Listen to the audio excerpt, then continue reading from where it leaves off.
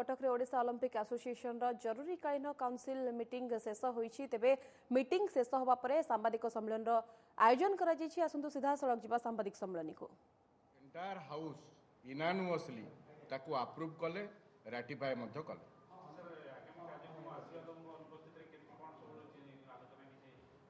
आशीर्वाद अनुपस्थित 13 तारीख जाके सुप्रीम कोर्टर जो आदेश आसी इंट्रीम ऑर्डर से 13 तारीख जाके रेस्टेंड करा एवं से 13 तारीख पर कौन ऑर्डर हम आम तो जानिनु। तेणु 13 तारीख जाके रवींद्र परिडा वर्तमान कार्यकारी संपादक हिसाब से कार्य तुलाइबे।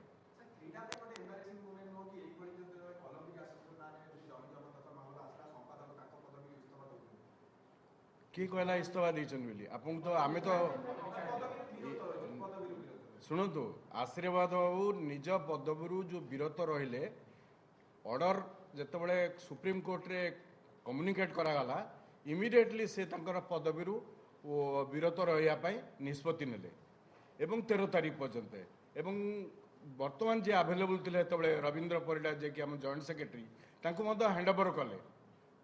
तेणु जदि आमे ट्रांसपेरेंट न होता ताले आमे डिले करिवार अन्य कथा पंथा बाछि दांतु किंतु जेहेतु आशीर्वाद ट्रांसपेरेंट भाव में ताकू इमिडिएटली से पावर को हस्तांतर करदेले।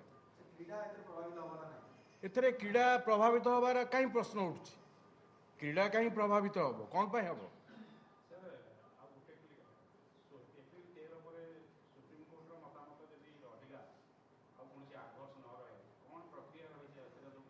से आपण देखंतु 13 तारीख बहुत दिन अच्छी 13 तारीख पर कौन हम माने एबे तो आमे कहि परिबानी।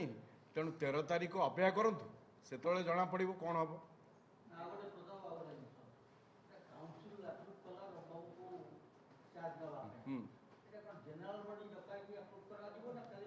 नहीं आमर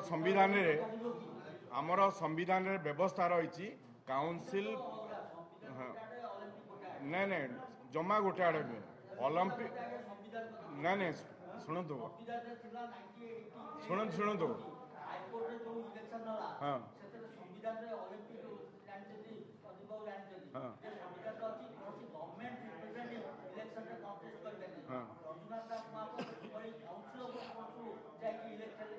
से इलेक्टोरल शुणु से इलेक्शन ऑनरेबल ओडिशा हाईकोर्ट करथिला।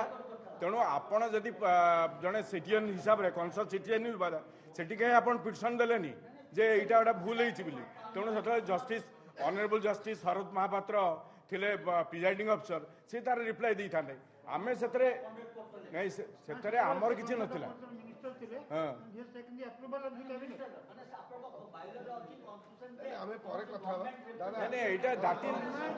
एटा इश्यू नुहे एटा इश्यू नुहे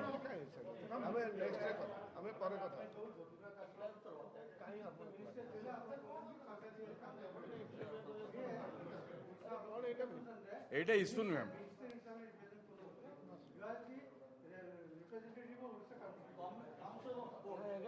आपण परे हमें हमें आपण व्यक्तिगत भाव में कथा कोटा कि आवश्यकता नहीं as per the guideline of the Odisha Olympic Association Constitution we are moving as per the law